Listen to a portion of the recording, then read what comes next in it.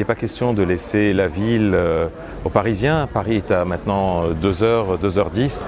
Parisiens qui vont pervertir la ville et lui enlever son âme.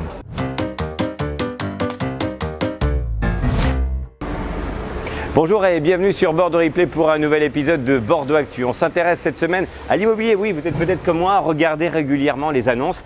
Alors justement, c'est le sujet chaud actuellement.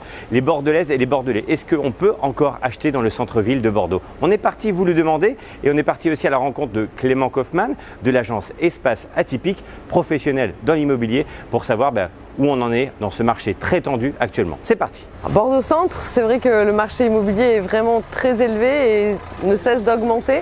Là, il a stagné pourtant, je pense, récemment, mais voilà, si on doit attendre qu'il baisse, je pense qu'il vaut mieux pas investir dans Bordeaux Centre. Je ne sais pas si c'est les Parisiens qui nous ont amené ces prix-là, mais c'est vrai que ça devient inaccessible. Ouais. D'ailleurs, les Bordelais du centre quittent les locations et vont plus vers la campagne, quoi. De plus en plus. Hein. L'immobilier de source, comme je suis en train d'acheter avec ma femme, je crois qu'on a pris à peu près 40 points, 40%. L'immobilier, effectivement, c'est devenu un peu inaccessible. Et clairement, oui, je pense qu'il fallait bien investir avant plutôt que maintenant, effectivement. J'espère pouvoir acheter. On espère pouvoir acheter avec ma petite femme. Mais j'ai acheté il y a 4 ans maintenant. Il y a 4 ans, c'était déjà cher, il y avait déjà la bulle qui était là et aujourd'hui je pense que c'est encore plus cher. Ouais. Je vois comment les tarifs évoluent.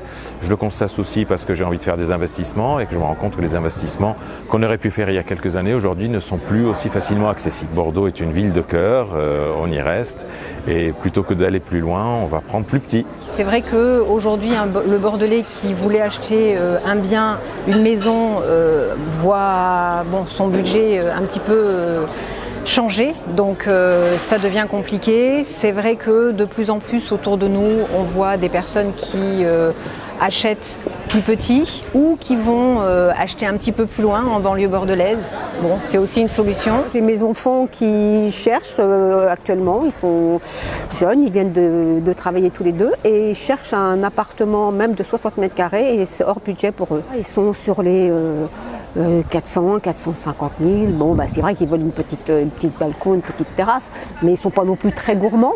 Mais ils veulent rester en centre-ville et pour eux, c'est très cher. Pour acheter un bien qui coûte plus de 500 000 euros, déjà quand on est jeune, comment on fait?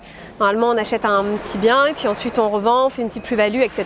Là, c'est devenu impossible. Après, c'est pas dans les plans tout de suite parce que voilà, il faut un gros apport, des choses comme ça. Mais ce serait pas dans Bordeaux. L'idée de m'endetter à vie pour un 2 pièces, non. Nous, on voit en effet l'évolution. On pense que le marché reste accessible. On a vu l'évolution des prix très importants, notamment en 2017, puisqu'il y a eu l'arrivée de la LGV. Mais depuis la LGV, les prix avaient augmenté à l'époque de 25%, ce qui en effet était contrariant, puisqu'un bien prenait quasiment le quart du prix en augmentation. Mais depuis, on a eu une stagnation du marché, qui fait qu'aujourd'hui, on est revenu à l'équilibre.